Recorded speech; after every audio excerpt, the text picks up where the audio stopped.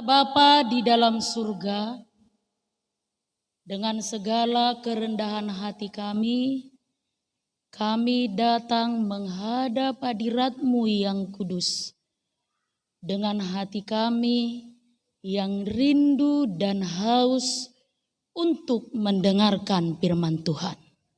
Karena itu kami pun memohon kiranya Engkau berkenan menolong kami melalui pertolongan Roh-Mu yang kudus yang memampukan kami untuk mendengar dengan baik dan memahami dengan baik firman Tuhan.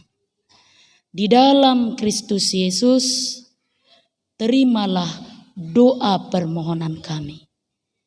Amin. Shalom. Bapak Ibu jemaat yang dikasihi Tuhan, nas khotbah untuk kita hari ini Minggu Palmarum, Minggu Palma atau Minggu Mare-Mare, tertulis dalam kitab Mazmur pasal 68 dimulai dari ayat 25 hingga ayat yang ke-36.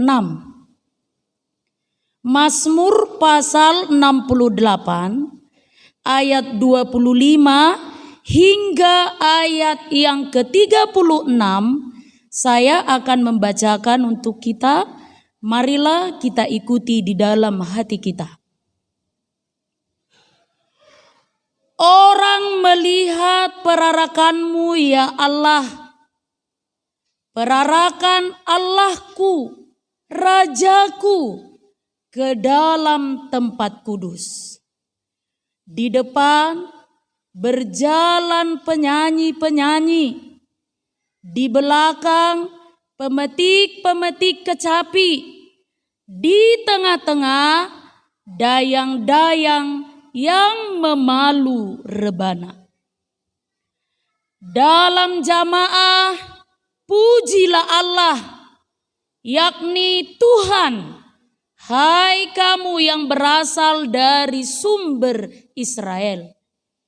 Itu Benyamin yang bungsu, yang berjalan di depan mereka. Pemuka-pemuka Yehuda berbondong-bondong.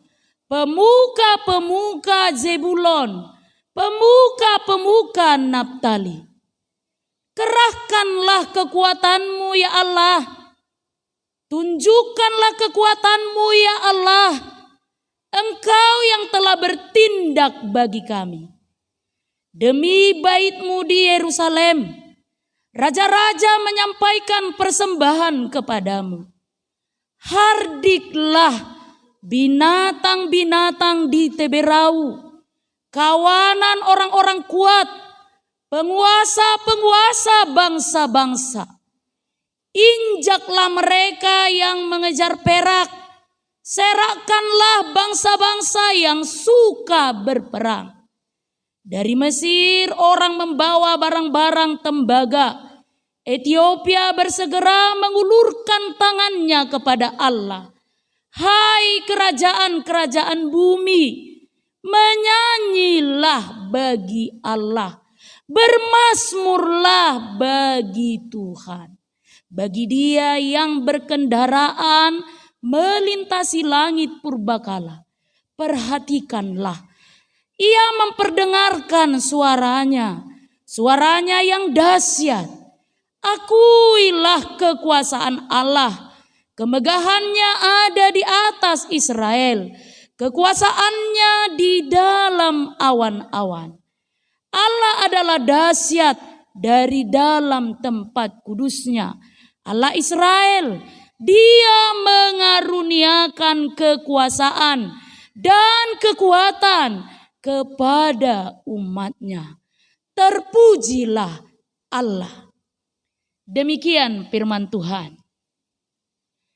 Bapak Ibu jemaat yang dikasihi Tuhan, di salah satu podcast Naposo Bulung kita ini, temanya Aduh teh mana. Naposo Bulung memaknai Paskah. Jadi ada memang yang sangat membanggakan. Menurut saya sebagai pelayan di sini, satu-satunya mungkin dari antara Naposo Bulung yang ada di HKBP. Jadi anak-anak kita Naposo Bulung ini sedang membuat proyek lah namanya itu ya. Yang namanya podcast yang berisikan tentang kerohanian. Jadi kita arahkan mereka ini bersosial media, aktif di dalamnya, tapi bagaimana juga mereka menginspirasi. Menginspirasi. Dan berapa penontonnya? Berapa? Iya, 69.000. Mertobat Joam. Dan semangat tobak munai. 60.000 dah penonton na mertobat Joamu. Sekalian juga wereng melus Naposo Bulungon naking alasanga matsa edenai. Nah itulah yang buat kalian semangat ya. 69.000. Apakah jemaat Metro ini sudah melihat dan menyaksikan? Terutama ini remaja ini. Udah belum? Itu jangan 69.000 orang lain yang memperoleh, tapi kita sendiri enggak. Alah, Naposo Bulung apa entah ini, langsung gitu kan? Dia sendiri enggak dukung. 69.000 penonton, menurut saya ini prestasi yang luar biasa. Jadi di salah satu podcast itu ada pertanyaannya seperti ini. Nang, kan beberapa kali kita mendengar bahwa puncak iman orang percaya itu, puncak kekristenan itu sendiri adalah kebangkitan Kristus yang diawali dari Pasion, Jumat Agung dan Paskah. Pertanyaannya Nang, kenapa ya kalau kebangkitan Paskah itu menjadi puncak dari iman nih Haporsiota, puncak klimaksnya. Kok kenapa ya? Perayaan Paskah itu dia enggak seheboh, enggak sewah, enggak sehebat ketika kita merayakan Natal. Cobalah dulu Natal. Jangankan tanggal 25 Desember itu, hola masuk tanggal sede, udah berserakan di mana-mana, aksesoris, apalagi ornamen-ornamen, pohon Natal, bau-bau Natal, orang tua udah mulai sibuk merancang ini dan itu, sana dan sini. Tiba-tiba giliran Paskah, kok ya nomor minggu Mei, itu kan? Kenapa ya Nang? Kok kita sendiri gak sehebat itu menyambut, memperingati, merenungkan bersama-sama tentang peristiwa pengorbanan, perjalanan Yesus hingga puncaknya dia mati dan dibangkitkan kembali. Jadi kalau mau tahu nanti penjelasan yang selengkapnya, tontonlah podcastnya itu. Setuju? Kan kalian yang minta inang, nang promosin lah. Ngau promosi udah bah. Apalagi ngotom musia now. Udah kan? Tonton ya. Jangan lupa like, komen, amse. Nah itulah itu. Arahkan Naposo ini ke hal-hal yang positif dan menginspirasi. Diposting loh oleh NHKBP yang lain. Kenapa gereja ini gak cinta, gak suka? Aneh gak itu? Apalagi yang muda karena baru tubuhan remaja ini. Ya, kalian generasi penerus. Hola kurungan nak merid di mebir. Sudah pakai luar suara anak. Iya kan? Jangan kayak gitu ya. Harus semangat. Remaja semangat. Iya. 2 bulan lagi kita sama di sini. Ya. Nah, nanti dengarkan di situ ya kenapa. Kenapa perayaan Paskah itu tidak sehebat. Karena itu ini saya lipat tanganku. Saya mohon dengan sangat kepada seluruh jemaat HKBP Metro. Mulai dari sekolah minggu, remaja, Naposo Bulung, Ruas Amar, Ruas Ina. Semua yang merasa dirinya jemaat HKBP Metro keluar. dari kebiasaan yang tidak benar. Ayo kita bangkit, renungkan bersama-sama. Lihat di warta itu, Selasa, Rabu, Kamis, Jumat, Sabtu, Minggu, Senin, 7 hari. Siapa bilang HKBP enggak sewah Natal? 7 hari berturut-turut. Waktumu, dirimu akan disibukkan dengan kegiatan Pasion, Jumat Agung, Pasca Buah-Buah Isuk, Doho Pasca Peduahon. Berangkat keluar dari kebiasaanmu yang biasa-biasa ketika Pasca Jumat Agung itu tiba. Ayo kita bangkit bersama-sama. Kuncinya ada di diri kita. Molotadoko doi puncak nih haporsiauta, puncak iman kita. Ayo bangkit ya. Mari kita ikuti pasion pertama, pasion kedua, pasion ketiga. Jadi rangkaian peristiwa itu ada semua di situ. Jumat Agung, parningotan nahohom, mulu ngapolay si dia makasih yang Tuhamu, HP hamu dang roh, dang nabi noto bi. Itu kan? Tuma aku maju pikir-pikiri saya linai. Tohoro amu ruas niaga bebe manang nadang, buah-buah ijuk, pawai obor. Saya minta ini naposo bulung kita harus nginap. Anak sekolah minggu di lantai ini, naposo bulung di balkon, iya kan? Kalau ada orang dang nok matana di gereja seindah ini ngasih patak kaso nih. Dia mebana boy nok matanya. Seindah ini loh, sebagus ini loh gereja ini, tapi enggan nginap di gereja ini ngasih patak kaso ke dirion nih. Itu dah, mau larong natoras, ngapain nginap-nginap di gereja? Lapor sama nang Bibel ya. Asa upatakas jotong. Idia dulu meroham. Manginap di gereja anak komu.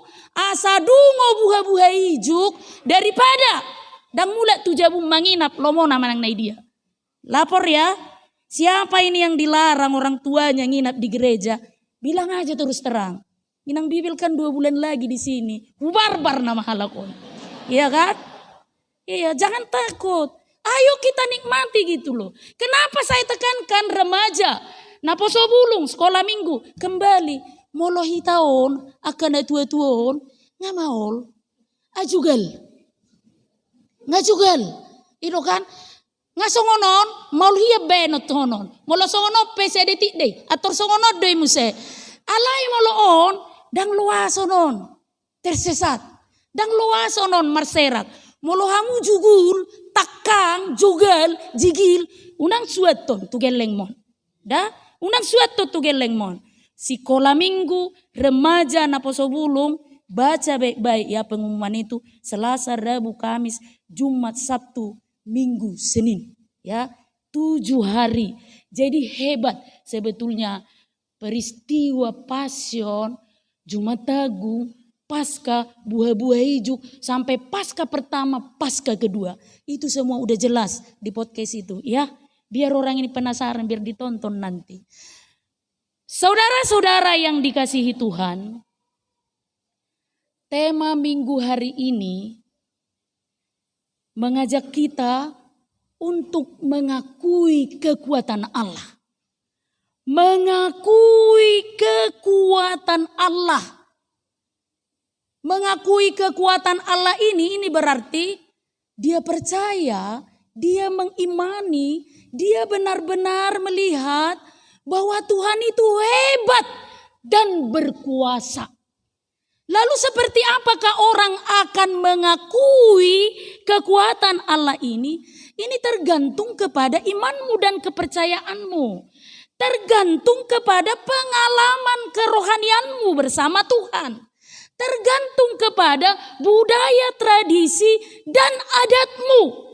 Tetapi yang umum, orang akan mengakui Tuhan itu biasanya lewat doa-doanya, lewat pujiannya, lewat peribadahan yang dia jalani setiap hari dan setiap saat. Ada juga dia akan mengakui kekuatan Tuhan ketika dia melihat keajaiban.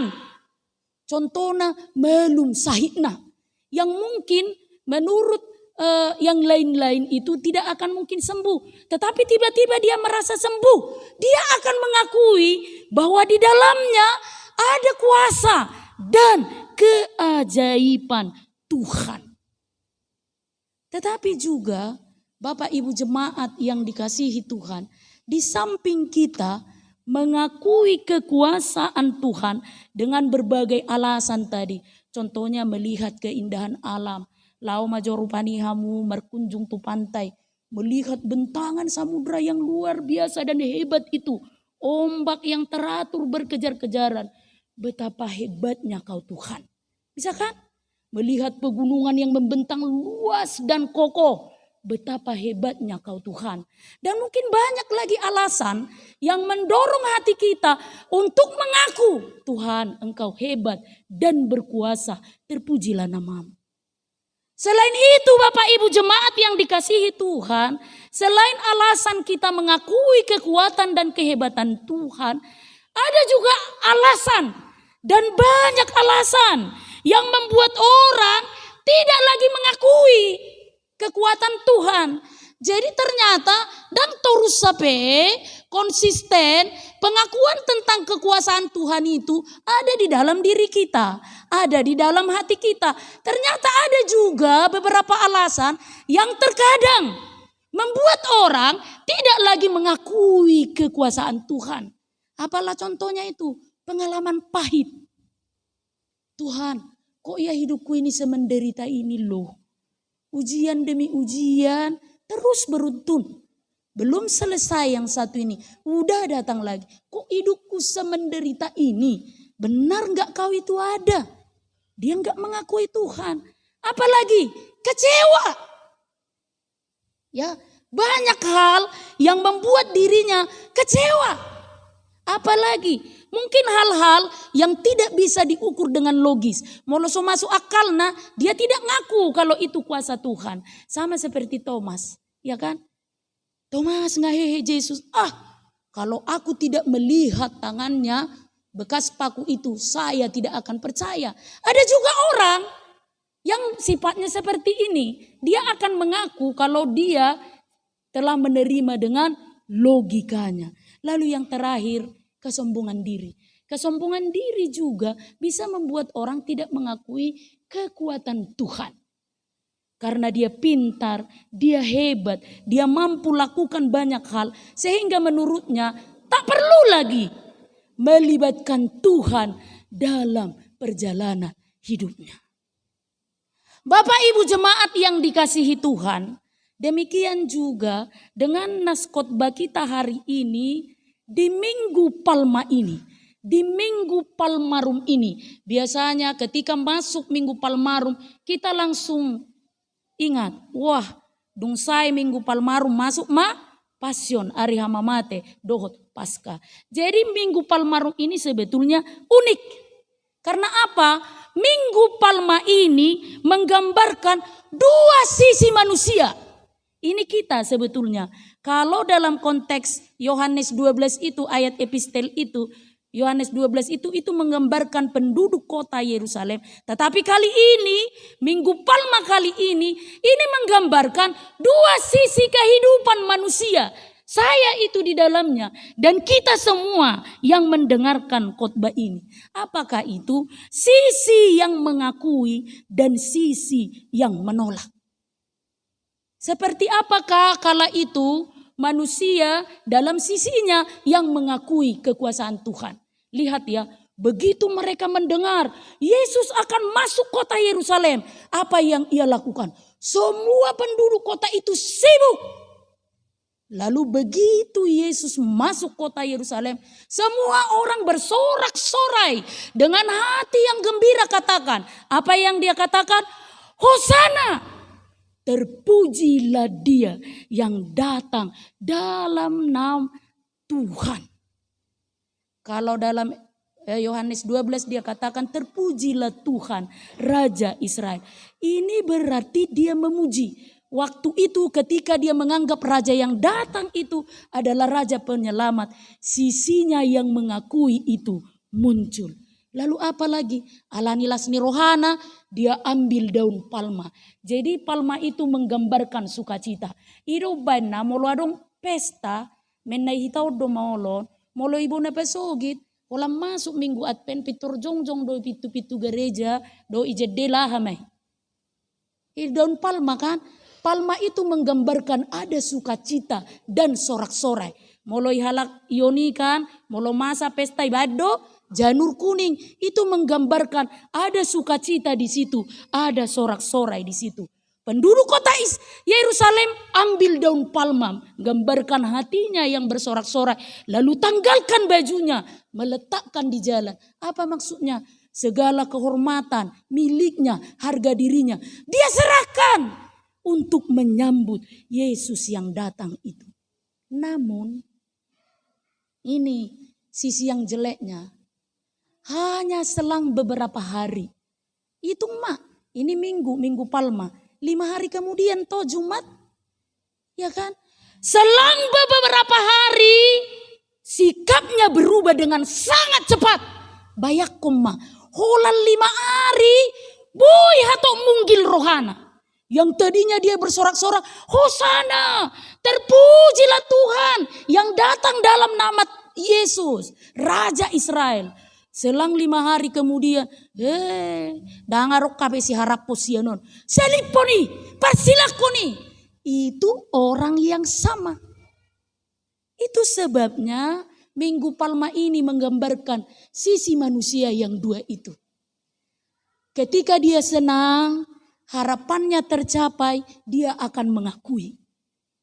Ketika dia kecewa, marah, dia tidak akan mengakui. Jadi konsep bertuhan kita ini, Bapak Ibu jemaat yang dikasihi Tuhan, gak ada bedanya dengan konsep pertemanan kita. Para lialiota, bereng mada, molotiki kompak kita do alialitai, ya, dang boy sirang dangi, tuarisan ra. Tu pesta ra. Dang sirang oh. Tu dia depe. Tu gereja ikor ra pudul. Dang boy sirang. Itu kan. Seherana so mangat do sebulan molo soro kompak-kompak no. Itu kan. Tu dia depe. Tu paronanan ra. Tu dia depe. Berenan ra. Tede depe ngalaman munon. Hola sitin sautik. Itu kan. Temannya yang satu mengecewakan. Temannya yang lain merasa dikecewakan. Itu kan. Ay molo tikina rapon. Memang bah. Molo suadong ibana sohuboto. Asaladong na hurang ya kon ibana memang rupiah. Satu dia ipat orang dong. Hola sitik. Retak pertemanan non. Ngebe. Saya botoi. Ya udah kartuni. Awas-awas mai. So tung hupa keluar sudah. Indah kan. Wah ya mang naroama. Unang macam-macam isodo kartuni. Nang macam-macam. Hola sekebebe don bainoku. Hancur sekeluarga. Butimon. Songoni mana mar Tuhan okedan. Itu kan. Tuhan mau lihat madiho. Anggiat niya monang anak koko penes. Toho do monang. Mau lihat. Puji Tuhan. Tapi beberapa saat kemudian, ay dia mahoda Tuhan, horo mabe lulus, HP ho mabe songonon. Ay dia doh, nari puhodo dana kawon. Ima jol makan. Hola kecewa, dan cocok tu rohana, ado di doh. Persilak ko ni, dak kasih ay. Dangan dong si harap ponoton, siani. Itu. Apa yang membuat dua sisi manusia ini? Yang kadang-kadang mengakui, kadang-kadang menolak, bahkan terjadi. Ini yang membuktikan bahwa imannya masih dangkal. Dia hanya melihat sisi luarnya Yesus. Yesus yang dielu-elukan itu sebagai raja. Dia tidak kenal Yesus yang mati itu. Dia akan bangkit. Menyediakan keselamatan untukmu. Ketakutan, dosa, kematian yang paling ditakuti oleh manusia. Dia kalahkan. HP holan nai rohami dan dilehon kamu kecewa. Tuhan itu berbuat dan lakukan jauh lebih besar. Bahkan kematian pun dia kalahkan. Kenapa kecewa? Ini yang membuktikan bahwa iman kita masih sangat dangkal. Ya kan? Lalu Bapak Ibu jemaat yang dikasihi Tuhan. Mengapa iman yang dangkal ini sering terjadi? Kekecewaan ini berulang kali muncul dan terus menerus datang. Hanya satu jawabannya. Pengakuan yang sering kita lakukan adalah, pemujian yang sering kita lakukan adalah hanya di mulut. Bukan di hati. Bukan didorong oleh hati. Nah, para hari Kamis sih bertanggung jawab kamu. Sahat roh di ujung ningoluku. Hima, bertanggung jawab kamu nang sokot tebigian. Ngamati mani kok sedang gota ni para hari Kamis sih. Bertanggung jawab kamu Sahat roh di ujung ningoluku. Puji aku. Nang sawati mano butuh kolmu panikot-nikoton. Dang songoni nani dok ni turpuk jami tahun. Lalu apa yang harus kita lakukan? Mari kita bersama-sama belajar Bapak Ibu. Supaya dua sisi kemanusiaan kita yang terkadang mengakui, terkadang menolak. Ini benar-benar kita tuntaskan menjadi pribadi yang benar-benar memuji Tuhan sampai seumur hidup. Seperti kesaksian Ina Kamis tadi. Apapun yang terjadi. Inilah yang disaksikan oleh pemazmur Daud dari nas khotbah hari ini. Ada dua hal. Yang pertama, supaya konsisten ya, jangan mudah berubah. Jangan mudah, maksudnya merubah pengakuan dari mengakui sampai menolak. Yang pertama, jadikan pujian menjadi gaya hidupmu. Jadi pujian ini harus menjadi gaya hidup. Tadi di ayat 25 sampai 27 kan, di depan penyanyi-penyanyi, di tengah pemetik-metik, di belakang. Iya, artinya apa? Di depan, di tengah, di belakang, di samping kiri, samping kanan. Apa yang terjadi? Katakan puji Tuhan. Ulangi alusiamu. Mau di depan, di belakang, di tengah, kiri dan kanan. Apapun yang terjadi katakan. Karena itu adalah gaya hidupmu. Jadikan itu menjadi gaya hidupmu. Jangan kalau disenggol dari kiri, ciut. Jangan kalau disenggol dari kanan, ciut. Tetapi apapun yang terjadi, depan, tengah, belakang, kiri dan kanan, katakan puji Tuhan. Jadi pernah ada kesaksian saya seperti ini. Isa detiki masuk tu gereja naik baru pindah mau cerita anak. Masuk tu gereja naik baru. Ada beberapa anak-anak datang ke rumah saya yang kenalan marai. Sekitaran umur 5 tahun. Nah, 3 orang waktu itu anak kecil ini. Dia datang. Alang roda dan akon, saya tawarkan seperti ini. Siapa mau coklat? Aku nang. Ada syaratnya. Udah masuk ngonikan. Apa syaratnya nang? Nyanyikan dulu lagu sekolah minggu kesukaanmu. Dia berpikir. Bisa enggak nang lagu yang lain? Oh. Dak ya haru mar sekolah minggu naruh aku bagasa. Ya udah bisa. Nyanyikanlah. Percaya diri dia nyanyikan seperti ini. Mana mungkin selimut tetangga hangat di tubuhku walau kedinginan. Amang. Naruh aku. Ya. Mana mungkin selimut tetangga. Umur 5 tahun. Ayat tu sido selimut tetangga hamuna. Beh. Songona itampar berasa aku waktu ini. Mana mungkin selimut tetangga. Siapa yang ngajari kau lagu itu? Gak ada nang. Sering aja aku dengar diputar mamaku di rumah. Jadi hati-hati amanginang. Itu gaya hidup. Gaya hidup. Molo sering iputar lagu mana mungkin selimut tetangga. Suamai bagasar rohani anak komu do pahupum. Coba putar dulu di rumahmu lagu rohani. Ya kan? Sapalah putar khotbah inang Bibel. Ya kan? Putar podcast napa sebelum ini. Da suamai bagasar rohani akagelengmu. Itu kan? Iya. Kok mana mungkin selimut tetangga? Nah, aneh kan? Itu sebabnya kita ini mudah berubah ke sisi yang memuji, tiba-tiba sisi yang menolak. Tapi supaya itu tidak terjadi, jadikan pujian gaya hidupmu. Jadi awas-awas maha muda, saya lionolo nama topu-topu rotu jabumu, lagu ahadu sering ipasak kamu IHP munai. Itu kan? Unang songon na po sa bulungon. Lihat dulu HP-mu itu. Sudi lagu barat di HP non. Jauh koma. Nairi puho marang aja gu hiak kumulong ebek kosongon yete. Nang bilang gitu. Putarlah lagu-lagu rohani. Setidaknya pagi-pagi itu loh. Saat teduh. Aturan darah tinggi ope. Bawa ulang membegi lagu rohani. Lagu ni remaja naking. Apanya lagu kalian remaja tadi tuh? Dangalani hagogoki kan? Kan? Lagi tenang hati kan? Jangan pula kau putar di rumahmu selimut tetangga. Unang pengalamanmu baik tuh gelengmu ya. Jadikan pujian menjadi gaya hidupmu. Jadi harus menjadi style kita. Kemanapun kita berada, style kita adalah orang yang memuji Tuhan. Kalian juga naposo bulung gitu. Ini harus tegasin yang bilang. Ya kan? Kalau gayanya ke gereja nggak pernah absen. Aktif di naposo bulung. Giliran kumpul dengan temannya. Makan bakso. Nggak mau dia berdoa. Ya kan? Dan Allah martanya. Langsung berdoa. Mau 5 kawan nggak seiman.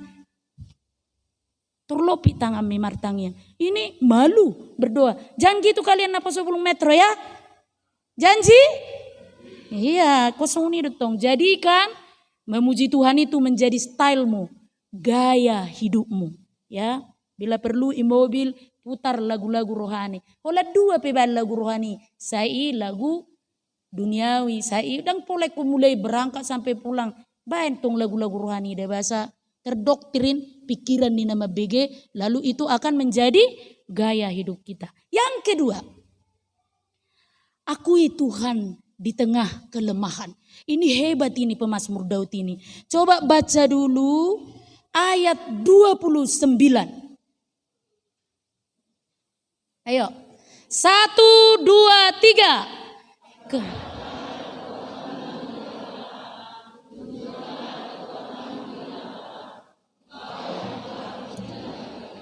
Nah. Pemazmur tidak bersandar pada kekuatannya. Ketika dia lemah, ketika dia jatuh, ketika dia sakit, ketika dia bergumul, bahkan nyawanya terancam, apa yang dia katakan? Tuhan, kerahkanlah kekuatanmu. Holanido, Tuhan, urupiau. Tuhan, kerahkanlah kekuatanmu. Jangan pernah andalkan kemampuan. Jadi pernah ada kisah nyata. Ada seorang anak menjelang remaja. Sekitaran umur 17 sampai 18 tahun lah itu. Anak ini sangat nakal. Jugulihian. Dan tarpicang, dan taratur, dan tarajaran. Mereka hanya tinggal berdua di rumahnya bersama bapaknya. Karena ibunya telah meninggal. Di rumah ini, mengnaha pedang yakuyon. Peraturan ni bapaknya pedang yakui. Nasihat bapaknya pun tidak didengar. Apapun yang bapaknya katakan, dia tidak peduli. Yang dia lakukan hanya bersenang-senang. Keluyuran, menghabiskan waktu bersama teman-temannya. Karena bapaknya putus asa, ala ni jigil ni geleng naon. Dia merasa gak mampu mengajar dan mengarahkan anaknya. Bapaknya berniat membuang anaknya itu ke hutan. Suatu hari supaya itu terjadi dia bujuk anaknya ini dengan perkataan yang lemah lembut. Nak, temanin bapak yuk ke hutan cari kayu. Ya udah, pergi ke hutan yang sangat jauh, sangat lebat, ditakuti, bahkan tidak ada seorang pun yang berani masuk ke hutan ini. Dia bawa anaknya jauh dan sangat jauh sampai ke pertengahan hutan yang lebat itu. Dia mengulur waktu hingga malam, ilalak-lalapi mageleng naon asa gola. Akhirnya sampai malam mencari kayu ini baru selesai. Lalu dia katakan, nak, ini kan udah malam. Mana mungkin kita pulang? Gak kelihatan lagi jalan. Kita bermalam di sini ya. Mereka menyalakan api lalu tertidur. Setelah bapaknya melihat anaknya tertidur pulas, diam-diam bapaknya meninggalkan anaknya sesuai dengan rencananya. Keesokan paginya anaknya terbangun. Dengan perasaan yang bingung, melihat bapaknya tidak ada di sana, dia pun mulai takut. Lapar, dia berusaha untuk mencari apa yang bisa dimakan. Berhari-hari demikian terjadi. Hingga suatu malam dia kembali tidur sambil menangis dan merenung. Ternyata dia tidak bisa hidup tanpa bapaknya. Dan dia menyesali kenakalannya selama dia hidup bersama bapaknya. Sambil dia tertidur merenungi perbuatannya, menyesali tingkah lakunya lalu menangis. Pelan-pelan dia mendengar suara langkah kaki. Langkah kaki di semak-semak ini semakin dekat dan semakin dekat. Lalu dia tiba-tiba terbangun, membuka matanya. Ternyata suara langkah kaki itu adalah harimau yang siap-siap memangsa si anak itu. Dia ketakutan, lalu berteriak minta tolong dengan sekuat tenaganya. Berteriak histeris, dia katakan, "Bapak, tolong aku dan selamatkan aku." Dia pikir dia udah diterkam harimau itu. Tiba-tiba ada sebuah busur panah menancap langsung di dada harimau itu. Lalu harimau itu mati. Dengan bernapas sangat lega, si anak itu merasa lega dan berterima kasih. Dalam keadaannya yang sangat ketakutan itu, tiba-tiba bapaknya muncul. Memeluknya dengan sangat kuat. Dan dengan spontan si anak berkata, "Pak, maafkanlah aku. Aku benar-benar sadar bahwa aku tak bisa hidup tanpa Bapak.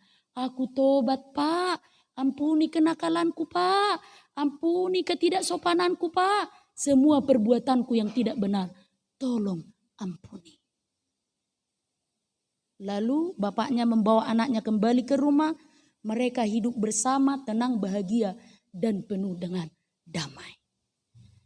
Bapak Ibu jemaat yang dikasihi Tuhan, dari cerita itu kita harus akui hitam ada danaki, si juguli, si jogali, si patadang oleh picang, si patadang oleh paingot, alami rasa hita jago, gogo, sehat, dan peduli hita.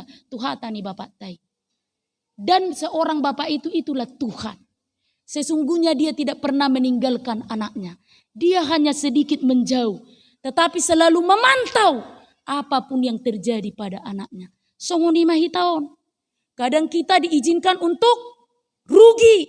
Diizinkan untuk sakit, bergumul, kecewa. Tapi dalam kecewaanmu, jangan kau sangkal Tuhan itu. Renungkan, wah sama asau Tuhan. Puasa masau Tuhan. Supaya apa yang terjadi? Kita tetap beriman dan percaya hanya kepada Tuhan. Ingat, Tuhan itu hanya sedikit memberikan teguran. Mungkin apa jugul hitau. Tuhan itu hanya sedikit menjauh dan membangun jarak kepada kita. Memantau kita dari jauh. Mungkin Allah yang terpasingok behitau. Tetapi ingat, dia tidak pernah membiarkanmu jatuh dalam bahaya.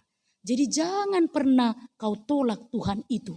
Bangunlah sisimu yang benar-benar konsisten memuji nama Tuhan. Apapun yang terjadi, katakan puji Tuhan. Apapun yang saudara alami, katakan puji Tuhan. Apapun yang saudara terima dan nikmati hari ini, katakan amin. Kita berdoa.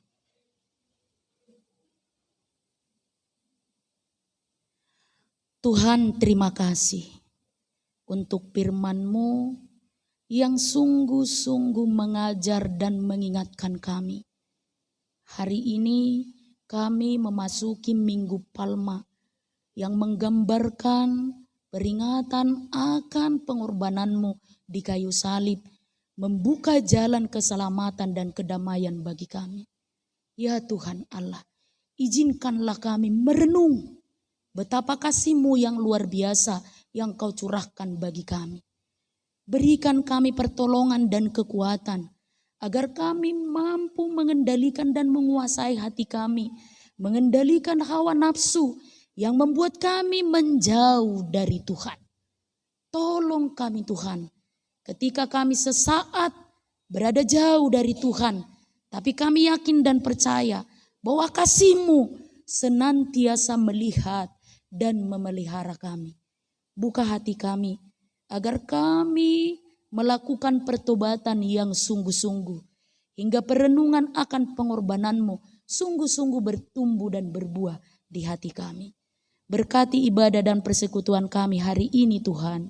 Biarlah nama-Mu yang dipermuliakan dan seluruh jemaat yang hadir di tempat ini dipenuhi dengan berkat yang melimpah-limpah yang sumbernya dari Allah Bapa di dalam surga. Amin.